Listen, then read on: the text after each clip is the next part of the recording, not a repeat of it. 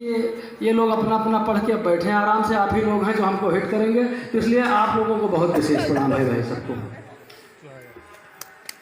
एक चीज़ और, जब मन करे तो ताली बजा दिया करिए, अच्छा लग जाए तो ताली बजा देना, और नहीं भी अच्छा लगे तब भी बजा देना यार, कोई घाट थोड़े जाओगे हमारे लिए। तो एक बार जरा जोरदार ताली बजाइए, हमको शुरू करें। अपने बारे में कहना है, आपके बारे में कहना है, जो हमारी रवायत है उसके बारे में कहना है कि न तो ये हिंदुवानी है न ही ये मुसलमानी है, न तो ये हिंदुवानी है न ही ये मुसलमानी है, मगर ईमान सच कहता हूँ मेरा खानदानी है। न तो ये हिंदुवानी है न ही ये मुसलमानी है, मगर ईमान सच कहता हूँ मेरा खानदानी है। बराबर हैं मेरी नज़रों में अशफाक और बिस्मिल, हर एक कतरा लहू का मेरे बस हिंदुस्तानी है। अच्छा, अब जरा सा एक बार पर्ची देख लें तो आप लोगों को नाम पढ़ दें, फिर पर्ची और कोई मतलब नहीं है। काहे कि भाई माहौल बनाने पड़ेगा। मान लो जिसका नाम नहीं पढ़ेंगे वो ताली नहीं बजाएगा तो फिर मामला खराब जाएगा। तो मैं भाई धीरे धीरे ना बजाओ, एक बार ताली बजाओ तो मन से बजाओ फिर, क्योंकि जब आप मन से ताली बजा देते हो तो जो भूला रहता है वो याद आ जाता है, और जब आप ताली नहीं बजाते हो तो जो याद रहता है वो भी सब भूल जाता है। तो ताली बजाइए, मन से बजाइए। मैं बहुत बहुत धन्यवाद कहता हूँ विवेक गुप्ता, प्रिंस त्रिवेदी, राजा राम वर्मा जी का, जो कि डॉक्टर साहब के यहाँ ही एम्प्लॉई हैं, और जो लोग बहुत मन से योगदान किए हैं। इसके अलावा मैं धन्यवाद कहता हूँ डॉक्टर प्रेम शंकर गुप्ता जी का, डॉक्टर सतीश चंद्र जी का, राजकुमार तिवारी भैया का, अमित गुप्ता जी का, श्रीमती संतोष गुप्ता जी का, उमा गुप्ता जी का, और जो सुरक्षा में यहाँ है जेके मिश्रा पीआरडी के जवान हैं, उनका मैं बहुत बहुत धन्यवाद कहता हूँ। मैं धन्यवाद कहना चाहता हूँ भैया हमारे पत्रकार संजीव पांडे जी बैठे हुए हैं और शिवचंद्र त्रिवेदी जी बैठे हुए हैं। मैं बहुत बहुत धन्यवाद कहता हूँ आप लोगों को। और जो हमारे पत्रकार भाई जो जाड़े में पाले में, जिनकी ड्यूटी कहीं पुलिस से जरा सा भी कम नहीं है, हर जगह ये पहुँचते हैं जाड़े पाले बरसात में, और कोई बहुत बड़ी कीमत भी ये नहीं चाहते हैं कि ये कोई टाटा बिरला अंबानी बनना चाहते हैं। इनकी और ज़रूरतें छोटी सी हैं, ये चाहते हैं कि हमको हमारे नाम के साथ हमारा सम्मान हो, हमारे काम का सम्मान हो। इससे ज़्यादा कोई पत्रकार जो सच्चा पत्रकार है वो कुछ नहीं आपसे चाहता है। अगर मैं सच कहता हूँ तो आप लोग समर्थन करें। तो मैं आपकी तरफ से पढ़ना चाहता हूँ कि मुझे न तीर न तलवार की ज़रूरत है। जो एक पत्रकार चाहता है कि मुझे न तीर न तलवार की ज़रूरत है, सच को कहने को बस अखबार की ज़रूरत है। हो तक तो ताज कोई नहीं ख्वाहिश मुझको, कलम में सिर्फ मुझे धार की ज़रूरत है। अब देखो भाई, जितना ज़्यादा हमसे हो सकता रहा सबके कह दिए, अब ऐसे ज़्यादा हम कोई कहने पर अब माहौल आप लोग समझ लें, बढ़िया ताली बजाओ, और जो रंग के आदमी हैं वही सुनो आप लोग। पहली बात तो आपको यह बता दें हम कि हम कोई कभी नहीं हैं, हम थानेदार आदमी हैं। इधर जब चालान महंगा होगा 2000, 3000, 5000 होगा तो कभी लोग अपने स्वार्थ में अपने साथ रख लिए हैं, जगह जगह हमको ले जाते कभी बताए के, और चालान से बचत हैं। अच्छा, जैसे मास्टर साहब को संचालन कर रहे हैं राजकुमार भैया हैं, इनकी दोस्ती बड़ी पुरानी है, एक दूसरे से बहुत प्यार करते हैं।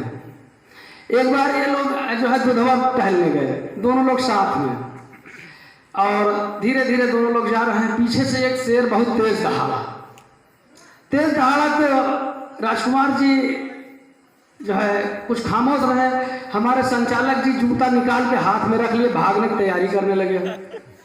जब भागने की तैयारी करने लगे तो राजकुमार जी पूछे इनसे कि भाई क्या तैयारी कर रहे हो, क्या तुम शेर से तेज भागोगे?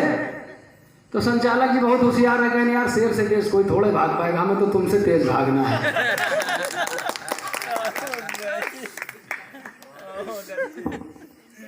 चलिए, बड़ा अच्छा लगा। मालक बिना कुछ जमता नहीं है, क्योंकि जब तक माला में पहनाया जाए तब तक कोई भी कार्य संपन्न नहीं होते हैं। अगर भगवान राम सुग्रीव जी को माला न पहनाए होते तो बाल का वध न हो पाता। आप बताइए, अगर मतलब माला न पहनाए होते तो बाल का वध न होता। बड़े बड़े कार्य जो है संपन्न न हो पाते अगर माला न होती। तो बहुत बहुत धन्यवाद कहता हूँ। अभी जैसे कब सम्मेलन आप लोग कराते हो, यहाँ सब लोग कराते हो, ऐसा नहीं कि आप भी लोग कराते हो। थाने में भी हम कराए थे, थाने में कराए, राजकुमार भैया को ठेका दे दिए। अब हम लोग देखो भाई, बहुत जो लालित वाले शब्द हैं वो हम नहीं जानते हैं, कठिन कठिन वाले शब्द बोल नहीं पाते हैं, तो हम ठेके कहते हैं। ठेका दे दिए कि कब सम्मेलन कराना है, ये जो है बताए कि 1 लाख में हो पाएगा, बड़े बड़े कवियों को बुलाना है। हम कहें ठीक है दादा, जो है रामलीला का समय है, आप बुला लो जो कभी आवत हैं, और जैसे हो सके सबका निपटावा जाए। ये कभी सब बुला लिए, कोई 15,000, कोई 20,000, कोई 25,000। पूरी रात धुआंधार थाने में कब सम्मेलन हुआ, सवेरा हुआ। हमने जिसका जो पेमेंट था सबका पेमेंट करा दिया। सब लोग कविता पढ़ के कभी लोग चलने लगे। रास्ते में जहाँ चौराहा पड़ता था वहीं हमने पुलिस की फिर चेकिंग लगवा दी, पुलिस की चेकिंग लगवा दी। अब जिसके पास जो कागज नहीं था वो कागज में फंस गया। अब ठीक से जब इनका हटा के राजकुमार तक तलाशी लेगा तो उनके पास एक तमंचा भी मिला। अभी कह रहे हैं कि हमारा तमंचा ना, हम भाई नहीं है, उससे क्या मतलब भाई, जब हम तलाशी लिए तब मिला। एक वीर रस के कभी भी रहे, उनसे सिपाही कहे साहब इनसे तोप मांगो, तो हम कहें तोप दो, तो कहते साहब तोप तो हम कहा जाने, तोप हमारे पास कहा। हमने कहा है पढ़ते तो बहुत थे तुम कि पाकिस्तान को तोप से उड़ा देंगे, तोप से उड़ा देंगे, तोप से उड़ा देंगे, रात भर पड़े हो, अब दे दो।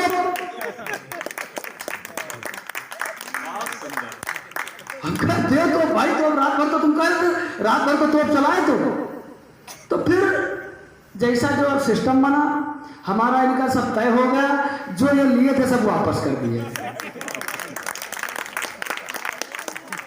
तभी से हमारी इनकी दोस्ती है, जैसे हमारी इनकी मोहब्बत की दोस्ती है, ऐसे हम चाहते भगवान से सबकी दोस्ती बनी रहे। चलने लगे, राजकुमार दादा पूछने लगे कि भैया जो है कोतवाल साहब बाकी तो ठीक है, आप पैसा दियो ले लियो, सारा कुछ ठीक किया, लेकिन एक बात बताओ खाली कि अगर आपका पैसा वापस ही ले लेना था तो दिए काहे? हम कहें सुनो यार दादा, जो हम दिए थे वो हमारा फर्ज था, हाँ जो लिए ही हमारा धंधा है। तो चलिए शुरुआत करता हूँ कविता की कि 10वीं में 10वीं बार फेल होने पर, 10वीं में 10वीं बार फेल होने पर मेरे पिताजी ने कहा कि नालायक तुझे शर्म नहीं आई है? पड़ोस के शर्मा जी की लड़की को देख, पूरे शहर में फर्स्ट आई है। मैंने कहा बापू तुम्हारी बात मान मान के ही तो सारे खेल हुए हैं, शर्मा जी की लड़की को क्या देखूं? अरे उसी लड़की को देख देख के तो हम 10 साल से फेल हुए। ये बात है। एक बार जरा पीछे आवाज जा रही है, पीछे आवाज जा रही है, हाँ तो ताली बजाओ यार, कोई नरेगा मजदूर थोड़ा ताली बजाया करो। हाँ। सो रहे थे क्लास में, टीचर ने जगाया, क्यों आते हो स्कूल? उन्होंने पूछा तो मैंने बताया कि आप तो गुरुजी खाली खुरपेज के लिए जाने जाते हैं, आप तो गुरुजी खाली खुरपेज के लिए जाने जाते हैं, और हम तो स्कूल केवल विद्या के लिए आते हैं। टीचर ने कहा कि एग्जाम के बाद रिजल्ट पे रोते हो, विद्या चाहिए और क्लास में सोते हो। मैंने कहा गुरुजी तुम्हारी बुद्धि सठियाई है, ठीक से देखो आज विद्या स्कूल नहीं आई है। अभी जब हम यहाँ बैठे थे तो कोरोना की बात दादा कर रहे थे, एक कोरोना आया, तो हमें बड़ा अंदर से महसूस हुआ कि हम भगवान से प्रार्थना करें कि भगवान हमारे देश से सारी बीमारी दूर कर दो, एक एक बीमारी, सर्दी खांसी से लेकर कोरोना, कैंसर, जो भी बीमारी है वो सब दूर कर दो। और हम हाथ उठा के भगवान से प्रार्थना करने लगे, तब तक डॉक्टर साहब बगल में बैठे रहे, ऐसे धीरे से सोचे कहीं यार खवाए पियाए हैं उनके तो ध्यान रखो भैया, पेट पे काहे लात मार रहे हो। तो हम कहें ठीक है डॉक्टर साहब, मतलब फिर कोरोना तो निपटा दो। कहें हाँ कोरोना खत्म करा दो, लेकिन जो है बाकी छोटी मोटी बीमारी जो है अब सब खत्म करा दे तो हम लोग कहाँ जाएंगे भैया। चलिए आगे पढ़ता हूँ अब कुछ।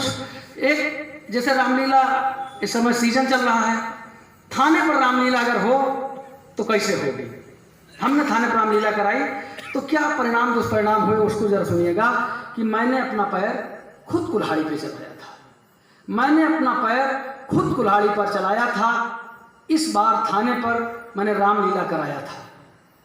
कलाकारों के लिए मैंने भानुमति का कुनबा जोड़ा था, कहीं का ईंट कहीं का रोड़ा था। मेरी धर्मपत्नी जी कैकेयी और मैं राजा दशरथ बना था। एक तो राजा दूसरा कोतवाल, इसलिए बेवजह अकड़ा और तना था। रामलीला शुरू हो उससे पहले मेरी धर्मपत्नी जी अपना नाटक मचाने लगी। मेरी दो और पत्नी बनने नहीं दूंगी, भले ही नाटक है मगर जीते जी किसी और की होने नहीं दूंगी। उन बेचारियों को बचाने में, उन बेचारियों को बचाने को हम भी अड़ गए। 10-20 बेलन तो हमको बेवजह पड़ गए।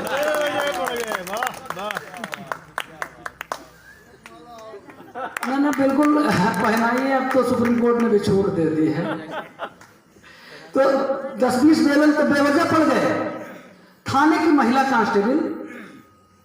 महिला कांस्टेबल जो बनी थी सीता, उन्होंने राम बने हुए सिपाही का दिल कुछ इस तरह से जीता कि तुम मुझे सोने के हिरन उरन में मत उलझाओ, तुम मुझे सोने के हिरन उरन में मत उलझाओ, और दिलवा सकते हो तो इस दशरथ बने कोतवाल से मुझको 7 दिन की छुट्टी दिलवाओ। रावण बने थे थाने के ही एक दरोगा। बताऊं उन्होंने क्या क्या भोगा। यूं तो हवालाती बंदियों को रोल देना मना था, मगर एक बंदी बाल का बेटा अंगद बना था, और भी बंदी बंदरों के बच्चे बने थे। सबको मैंने रोल दिया था, हवालात में जितने भी जने थे। अब जरा सा रामायण याद करिए, उसमें प्रसंग है कि रावण को बाली अपनी कांख में दबा करके घोड़साल में डाल देता है, और बंदरों के बच्चे उसको घोड़ा बना करके और सवारी करते हैं। आप लोगों ने भी पढ़ा होगा, आप लोगों ने रामलीला में भी देखा होगा। उस सीन को याद करिए और कविता सुनिए कि जब रावण बने दरोगा जी बाल की कैद में उसके घोड़साल में लाए जाते हैं, तो अंगद और बंदरों के बच्चों के द्वारा घोड़ा बनाए जाते हैं। अंगद और उन बंदरों के बच्चों के द्वारा घोड़ा बनाए जाते हैं। कैदी बने बंदर घोड़े पर बैठकर दौड़ाने लगे और घोड़ा तेज भागे, इसलिए चाबुक पर चाबुक, चाबुक पर चाबुक, चाबुक पर चाबुक लगाने लगे। धीरे धीरे मारो, धीरे धीरे मारो, दरोगा जी ने कहा बात बात में। धीरे धीरे मारो, दरोगा जी ने कहा बात बात में। कैदी बोले, काहे धीरे भाई, अब काहे धीरे भाई, अब काहे धीरे भाई, तुमने क्या हम लोगों को धीरे धीरे मारा था कल हवालात में। इस बार की रामलीला से मेरा सब कुछ बंटाधार हो गया, क्योंकि संजीवनी बूटी लेने गया, हनुमान बना कैदी, बीच रास्ते से ही फरार हो गया। अब जैसे पुलिस पूछताछ के लिए बुलाती है, ये देखो हाइट नीचे नहीं, मेरी बात सुनो। देखो इन बहुत लोगों को प्रभावित करने से मेरा कोई लाभ तो होने नहीं है, क्योंकि मान लो बहुत लोगों को हम प्रभावित करें, 1-2 साल बाद कौन रहेगा कौन नहीं रहेगा क्या मालूम है। लेकिन अगर नए लड़के हमको पसंद कर ले रहे हैं तो आप लोग मान रहे हैं ना, भविष्य उज्ज्वल है हमारा। तो एक बार जरा बच्चे के लिए ताली बजा दो। बेटा एक बात बताओ, हम पसंद आए कि नहीं आए? बहुत पसंद है। हाँ बस ठीक है, तो ये लोग माहौल टाइट किए रहा यार। तो अब सुनिए, जो है कौन सा सुनाने जा रहे थे, कस्टडी डेथ। कस्टडी डेथ कहते हैं जब कोई कैदी हवालात में मर जाए। ये बड़ा खराब होता है। जिसकी हवालात में मरे उसके लिए कलंक है, जिसके परिवार का जाए उसके लिए मतलब सबसे बड़ी बात है, गलत बात है, दुख की बात है। लेकिन हर्ष कभी मतलब क्या है, जो दुख से भी आपको हंसा सके, जो सबसे कष्टकारी चीज है उससे हंसाने की कोशिश कर सके। एक निवेदन बस इतना करूंगा कि अगर हंसी आ जाए तो केवल हंसना मत, यार ताली जरूर बजाते रहना, क्योंकि आपके ताली बजाने से बहुत उत्साह बढ़ता है, बहुत ऊर्जा मिलती है। कि गजब हो गया पिछली रात में, एक कैदी मर गया थाने की हवालात में। गजब हो गया पिछली रात में, एक कैदी मर गया थाने की हवालात में। मुसीबत भारी क्या क्या बताए। जांच करने कप्तान साहब थाने पर आए। उन्होंने पूछा, इसे किसी ने पीटा था, इसे किसी ने पीटा था या करंट लगाया था? सिपाहियों ने कहा, नहीं साहब, न तो इसे किसी ने पीटा था न करंट ही लगाया था, मगर साहब कोतवाल साहब ने इसे हवालात में सारी रात अपनी कविता सुनाया था। हवालात में अपनी कविता सुनाया था। हमारी ड्यूटी में कोई नहीं लोप है, मर गया कैदी, ये इनकी कविता का प्रकोप है। कप्तान साहब ने कहा तुम्हें फांसी का दंड मिलेगा। बहुत सुनाते थे कविता, सबका मजा एक साथ मिलेगा। मैंने कहा हुजूर मैं मरने के पहले अपने अंतिम इच्छा वाले अधिकार को भुनाना चाहता हूं, और मेरे हुजूर बुरा न माने, आज रात मैं यही कविता आपको सुनाना चाहता हूं। सुनकर के कप्तान साहब ने कहा कि मुझे तेरी बातों में एक नया जोश नजर आता है। हाँ, मुझे तेरी बातों में एक नया जोश नजर आता है। कविता विता तू रहने दे मेरे बच्चे, तू मुझे निर्दोष नजर आता है। अब मुझे लगता है कि जो हंसाने का कोटा है उसको कंप्लीट करके अब जो थोड़ा बहुत और मैंने कुछ लिख रखा है, क्योंकि मैं आपको हंसा के चला जाऊंगा तो इन कवियों को कोई भरोसा नहीं है, कहेंगे कुछ आते जाता नहीं है। तो केवल आपको ये दिखाने के लिए कि हम भी जो है मतलब जोड़ गांठ लेते हैं, छोटी मोटी थोड़ा थोड़ा और लिखा हूं तो उसको मैं सुनाता हूं कुछ। एक देश के बहुत बड़े कवि हैं, बहुत बड़े महंगे कवि हैं, मैं बहुत सम्मान करता हूं उनका, और निश्चित रूप से हर किसी को उनका सम्मान करना चाहिए। लेकिन सम्मान करना अपनी जगह पर है, किसी से सहमत होना असहमत होना, किसी बात पर मान लीजिए 99 बातों से सहमत होना, एक बात से असहमत अगर है तो अपनी बात कहनी जरूर चाहिए। उन्होंने एक बयान दिया कि जय श्री राम का नारा जो है वो हिंसात्मक है, इससे क्रोध आता है। मैंने कहने की कोशिश की, मेरी इतनी हैसियत नहीं है कि मैं जय श्री राम के नारे को, इस पवित्र नारे को परिभाषित कर सकूं, लेकिन जो मैंने प्रयास किया है, अगर आपको लगे कि कहीं आपके मन को छू रहा है और मैंने सही कहने का प्रयास किया है तो आपका समर्थन जितना हास्य में मिला उससे ज्यादा मिलना चाहिए। स्वागत। मैंने उनसे कहने की कोशिश की कि मन में क्या है आज आपने सारे जग से बोला है, मन में क्या है आज आपने सारे जग से बोला है, बड़े कष्टकारी रहस्य को आज आपने खोला है, और श्रीमान जी कथन आपका हिंसा का पर्दाई है, और जय श्री राम का नारा ना तो हिंसक ना दंगाई है। क्या है जय श्री राम का नारा कि पुरुषोचित वीरोचित है, भूषित है, ललित कलाम है। पुरुषोचित वीरोचित है, भूषित है, ललित कलाम है, त्याग तपस्या मर्यादा का द्योतक जय श्री राम है। जिसने भी राम का नाम लिया सब कष्ट मिटे, सब बैर गया, और था जहां राम का नाम लिखा वो पत्थर का ढीठ तैर गया। शरणागत की जो रक्षा को, शरणागत की जो रक्षा को जीवन का मर्म बताते हैं, चले सूल शरणागत पर तो खुद सीने पर खाते हैं, और जब तक इस घट में प्राण रहे हमें जरा नहीं घबराना है, प्राणों से प्यारा यह नारा हमें जय श्री राम लगाना है। जय श्री राम, जय श्री राम, जय श्री राम। और प्राणों से प्यारा यह नारा हमें जय श्री राम लगाना। इसी जवाब के 2-3 जवाब मैंने लिखे, और मैंने कोशिश की देश के बड़े बड़े लोगों को जवाब देने की। और मैं फिर कहता हूं कि ये मेरी कोई अपनी हैसियत नहीं है कि मैं जवाब दे सकूं, मैं जवाब देता हूं तो आपकी मोहब्बत के दम से, आपके विचारों का जो आप लोग मुझसे कहते हैं कि ये चीज है, वो मैं कविता में लिख करके कोशिश करता हूं। मेरा अपना अलग से कोई विचार नहीं है। एक देश की, एक प्रदेश की पूर्व मुख्यमंत्री है, उन्होंने बयान दिया कि हम देश का झंडा नहीं उठाएंगे। नया, एकदम नया बयान है कि हम देश का झंडा नहीं उठाएंगे। मैंने उनसे कहने की कोशिश की है कि देश का झंडा उठाना तो दूर, जिसके मन में देश तिरंगे के लिए श्रद्धा न हो, देश के लिए प्यार न हो, वो उठाना तो दूर है, हमारे तिरंगे झंडे को छू भी ले ये हरगिज हमें मंजूर नहीं है। और मैंने कहा कि देश में अब नया कोई अजूबा नहीं चाहिए, देश में अब नया कोई अजूबा नहीं चाहिए, और पाले जो आतंकी वो मंसूबा नहीं चाहिए, और झंडा हमारा ले गले मिले पाक से ऐसी जहरीली महबूबा नहीं चाहिए। भारत माता की जय। भारत माता की जय। भारत माता की जय। देखो ये माला भैया पहनाए जरूर है, लेकिन हमारी बहन जी ने दिया है माला की ये पहनाइए। तो जब जिसकी बहन यहाँ मौजूद हो उसका कहाँ मामला डाउन हो सकता है? तो एक बार हमारी बहन के लिए ताली बजा दीजिए।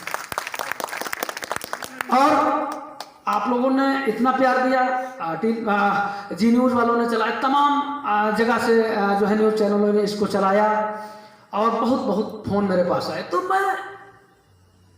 मैं अपनी बात कहता हूँ, मेरे अंदर इतनी सामर्थ्य, मेरे अंदर अपनी योग्यता नहीं है। ये आपका प्रेम है और ये प्रेम आपका जो है, फिर मैं कहता हूँ ये एक तरफा नहीं है, ये एक तरफा प्रेम नहीं है आपका। और आप प्रेम करते हैं, मैं फिर कहता हूँ जैसे आजीवन ऋणी रहूंगा, ये कुछ नहीं रहूंगा। क्यों ऋणी रहूंगा? आप मुझे प्रेम करते हैं, मैं आपको प्रेम करता हूँ, काहे ऋणी रहूंगा भाई?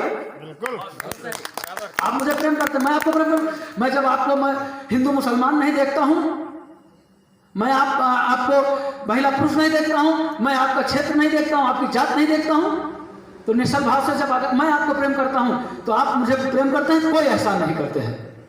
एक और शायर है, वो जब पढ़ने जाते हैं तो उनकी ये कोशिश रहती है कि कितनी जल्दी दंगा भड़के। मैं आप सबकी तरफ से मैं नहीं कहता हूं, मैं किसी के अंदर भावना होगी, मेरे अंदर बिल्कुल नहीं है। मैं ये कहता हूं कि इस देश पर जो भी देशवासी है, जो भी देश प्रेमी है, वो हिंदू है, वो मुसलमान है, वो सिख है, वो ईसाई है, सबका बराबर हक है।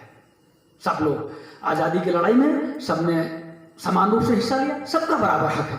लेकिन अगर आप ये बात कहते हैं कि हम इस देश के सुल्तान रहे हैं और सुल्तान बनकर के इस देश पर राज करेंगे, वो कतई मंजूर नहीं है। हम इस बात के भी समर्थक नहीं हैं कि लोग कहें कि इस देश से मुसलमान को बाहर जाना चाहिए, इस देश से सिख को बाहर जाना चाहिए। मैं इस बात का भी समर्थक नहीं। उन्होंने जो देश हिंदू मुस्लिम की लड़ाने की बात करते हैं, जो माहौल खराब करने की बात करते हैं, वो ऐसे ऐसे सवाल पूछते हैं और ऐसे समय में पूछते हैं जिससे देश का नेतृत्व चिंता में पड़े, जिससे देश की एकता को खतरा पैदा हो, जिससे देश की सीमाओं पर लड़ रहे हमारे सैनिकों का मनोबल डाउन हो। वो अलग बात है कि उनका मनोबल डाउन नहीं होता है, लेकिन अपनी तरफ से वो प्रयास करने में कोई कमी नहीं छोड़ते हैं। तो उनसे मैंने पूछने की कोशिश की है। आप लोगों का वही प्यार, वही समर्थन मिला, ऐसी कामना है। मैंने उनसे कहा, और उनकी जैसी मानसिकता जिसकी भी है, सबसे कहा कि बताओ कौन तुम्हारा बाप, बताओ कौन तुम्हारा बाप, उगल रहे हो चहर देश में आस्तीन के सांप, बताओ कौन तुम्हारा बाप, बताओ कौन तुम्हारा बाप। नाजायज औलाद चीन की या हो पाक की बोलो, राग गा रहे हो तुम जिसका, जाओ इसके हो लो। देश पूछता किसके हित ये, करते तुम आलाप, बताओ कौन तुम्हारा बाप, बताओ कौन तुम्हारा बाप। हम नहीं कहते कि आप शासन से खुश रहिए, आपकी पसंद है, आप सरकार से खुश रहिए, नाराज रहिए, आपकी अपनी पसंद हो सकती है, लेकिन देश की एकता, देश की अखंडता को तोड़ने के सवाल आप करेंगे तो कतई स्वीकार नहीं है। हम कहते हैं आपसे कि शासन से नाराज रहो, किसने तुमको रोका है, करो भलाई चाहे बुराई, कब हमने टोका है। और देशद्रोह के उल्टे मंत्र क्यों करते हो जाप, बताओ कौन तुम्हारा बाप, बताओ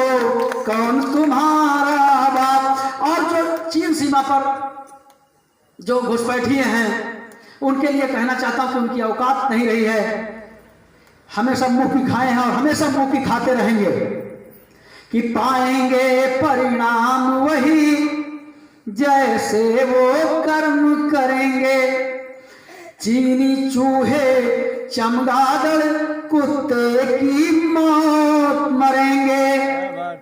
और देशद्रोह से बड़ा नहीं है जग में कोई पाप। बताओ कौन तुम्हारा बाप, बताओ कौन तुम्हारा बाप। बहुत बहुत धन्यवाद कहता हूं, आप सभी लोगों को बहुत बहुत प्रणाम करता हूं।